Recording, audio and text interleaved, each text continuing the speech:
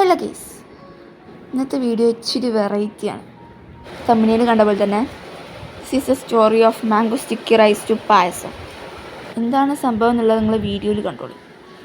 ഞാൻ ഒരുപാട് ഇൻഫ്ലുവൻസേഴ്സ് കണ്ടിട്ടുണ്ട് ഈ മാംഗോ സ്റ്റിക്കി റൈസ് ഉണ്ടാക്കുന്നത്. ഒരു പറഞ്ഞ അടിപൊളി ടേസ്റ്റാന്നൊക്കെ. അപ്പോൾ ഞാനും ഉണ്ടാക്കി നോക്കാൻ വിചാരിച്ചു. അപ്പോൾ ഇതിന് വേണ്ടി തായ് റൈസാണ് വേണ്ടി. നമുക്കതൊന്നും ഇല്ലാത്തതുകൊണ്ട് നമ്മൾ ബസ്മതി റൈസ് എടുക്കുന്നത്. ബസ്മതി റൈസ് നന്നായിട്ട് കേക്ക് കുക്കറിലിട്ട് വെള്ളമൊഴിച്ച് നന്നായിട്ട് വേക്കണം, വേറണം. ഒട്ടണ രൂപത്തിൽ റൈസ് കുക്ക് ചെയ്തെടുക്കുക. പിന്നെ വേണ്ടത് കോക്കനട്ട് മിൽക്ക്, തേങ്ങാപ്പാൽ കുറച്ച് പഞ്ചസാരയും കോൺഫ്ലോറും ചേർത്ത് ഒന്ന് കുറുക്കിയെടുക്കുക. എന്നിട്ട് ആ ചോറിലോട്ട് കുറച്ച് ഈ തേങ്ങാപ്പാലിന് മിക്സ് ചേർത്ത് കുറച്ച് നേരം മാറ്റി വെക്കുക. അപ്പോൾ നമ്മൾ റൈസ് റെഡി ആയിട്ടുണ്ട്. ഇത് സെർവ് ചെയ്യാം. ഞാനൊരു ബൗളിലോട്ട് ഈ റൈസാക്കി കണ്ട് ഒരു വാൻഡിൽ ഒരു പ്ലേറ്റിലോട്ട് ഇത് കമത്തി കൊടുത്തു. ഞാൻ അടുത്ത ബൗളിൻ്റെ അടിയിൽ ഒരു കുഞ്ഞ് റൗണ്ട് ഉണ്ട്, അതും കൂടി ഞാൻ പരത്തി കൊടുക്കുന്നുണ്ട്. പിന്നെ മാംഗോ ഉള്ള മീൻ മാംഗോ നമുക്ക് ഇഷ്ടമുള്ള രീതിയിൽ കട്ട് ചെയ്ത് ഭംഗിയിൽ വെച്ച് സെർവ് ചെയ്യാം.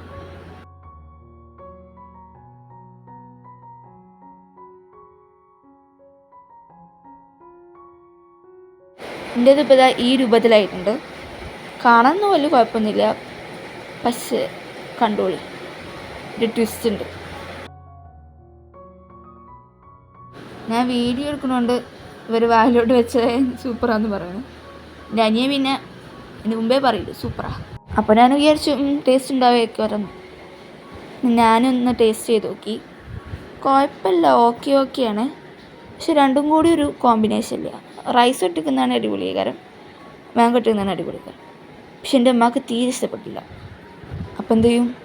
ആ റൈസ് ഒഴിവാക്കാൻ പറ്റുമോ? അപ്പം എൻ്റെ മനസ്സിലോട്ട് ഉദിച്ചൊരു ഐഡിയ ആണ്, പായസം ഉണ്ടാക്കാം. അരിപ്പായസം, ഒരു തട്ടിക്കൂട്ട് പായസം ഉണ്ടാക്കാം.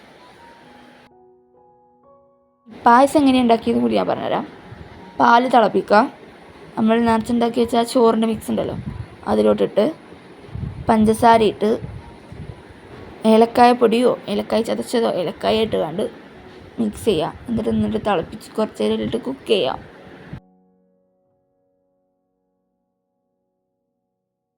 പിന്നെ വേറൊരു ചട്ടി എടുത്തിട്ട് അതിലോട്ട് കോക്കനട്ട് ഓയിൽ വെച്ച് ഉണക്കമുന്തിരിയും ചേർത്ത് ഒന്ന് വറുത്ത് ഇതിലോട്ട് ഒഴിച്ചെടുക്കുക. അപ്പോൾ നമ്മൾ തട്ടിക്കൂട്ട് പായസം റെഡി ആയിട്ടുണ്ട്.